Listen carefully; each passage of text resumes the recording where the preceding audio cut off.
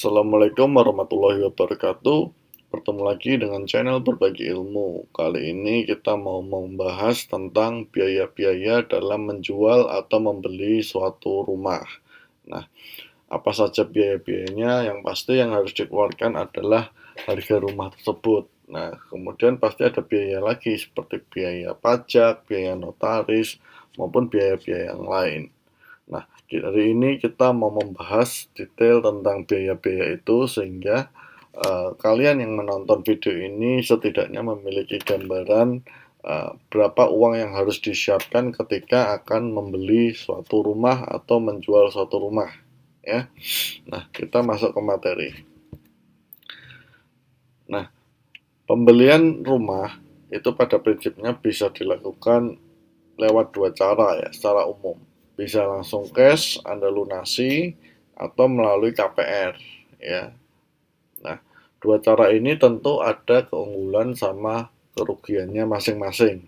Nah, tinggal Anda nanti lihat, sesuaikan mana yang lebih cocok dengan keuangan Anda.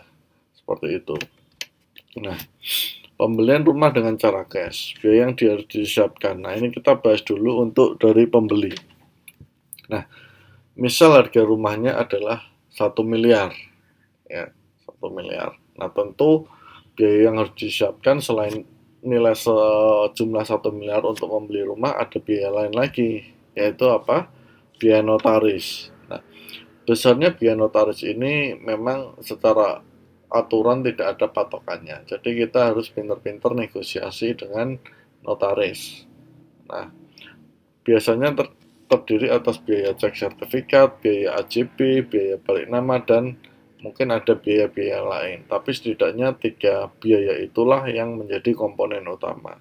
Nah, biaya AJB sendiri saya perkirakan nilainya adalah 1% dari nilai transaksi. Artinya kalau nilai transaksi rumahnya 1 M, maka 1%-nya adalah biaya akta jual beli. Ya. Kemudian ada biaya balik nama, nilainya adalah sekitar 2% dari nilai transaksi. Ya. Nah, biaya cek sertifikat sendiri cukup murah sebenarnya, cuman saya nggak tahu di tiap-tiap daerah kan pasti punya kewenangan yang berbeda-beda, harga berbeda-beda, begitu pula dengan biaya-biaya dari notaris ini. Ya, jadi ini adalah gambaran saja secara umum. Nah, nah, yang kedua, biaya pajak yaitu biaya perolehan hak atas tanah dan bangunan, yaitu BPHTB. Besarnya adalah 5% dikalikan nilai transaksi dikurangi nilai objek pajak tidak kena pajak, ya. Nah, nilai objek pajak tidak kena pajak itu berbeda setiap daerah, ya. Di Jakarta berbeda, di Bekasi berbeda, di Yogyakarta berbeda, di Surabaya berbeda, di Makassar dan sebagainya berbeda. Jadi Anda harus cek ke dinas setempat ya. Nah, ini anggap saja saya ambil biaya nilai objek pajak tidak kena pajak adalah sekitar 20 juta. Maka BPHTB yang harus disiapkan adalah sekitar 49 juta. Ya.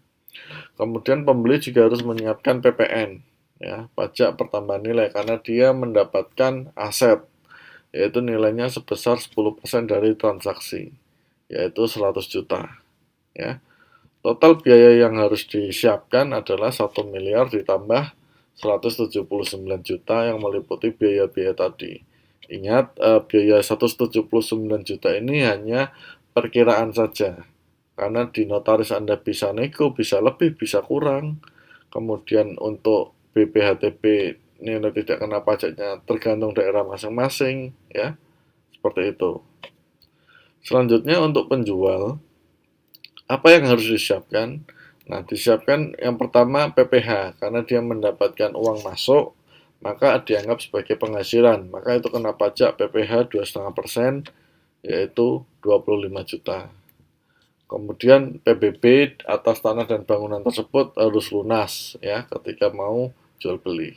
Nah, kira-kira seperti itu kalau Anda mau beli rumah atau jual rumah secara cash. Jadi komponen biayanya sekitar seperti itu ya. Nah, lalu gimana caranya dengan rumah yang KPR. Nah, kita akan bahas di sini ya. Pembeli ya, tadi kita asumsikan rumah 1 miliar ya. Nah, biasanya bank itu memiliki kebijakan masing-masing. Ya, kalau secara umum DP-nya itu cukup 20%. Nah, tapi ada juga bank yang DP 10% dan sebagainya. Maka untuk rumah 1M kita cukup bayar DP 20%. Ini aturan umum aja, atau sekitar 200 juta. Nah, artinya Anda akan mendapatkan plafon kredit senilai 800 juta. Ya.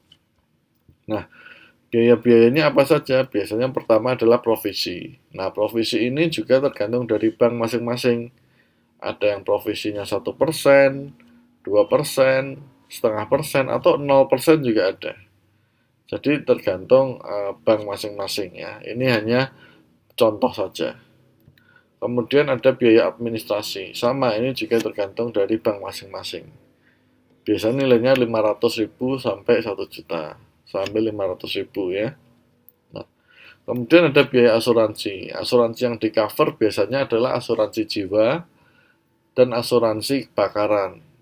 Tapi tidak menutup kemungkinan jika ada asuransi gempa maupun asuransi kredit.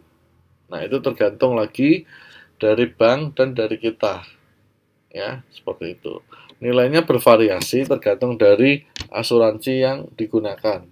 Tetapi secara umum, secara pengalaman saya lihat nilainya sekitar 2-3% dari plafon. Single premi dibayar di muka, ya.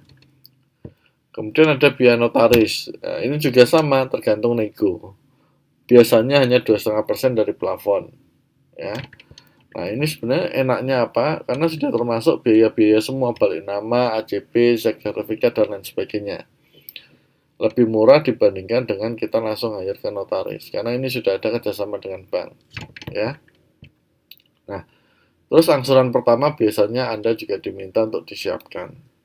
Tergantung suku bunga bank sama jangka waktu kredit yang Anda ambil. Nah, ini saya ambil contoh simpelnya untuk 800 juta, angsurannya 17 juta, gitu aja. Kemudian Anda harus siapkan juga pajak-pajaknya. Yang pertama PPN, yang kedua PPATB, sama ya tadi ya.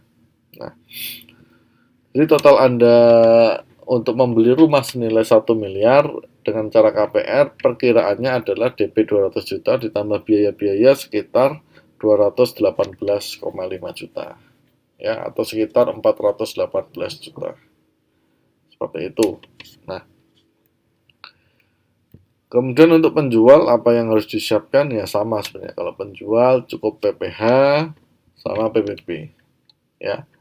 Nah, itu ilustrasi atau perkiraan terkait dengan biaya-biaya ketika Anda membeli atau menjual rumah baik dengan cara KPR maupun cara cash. Ingat, semua biaya itu masih negotiable kecuali pajak kalau nggak salah ya.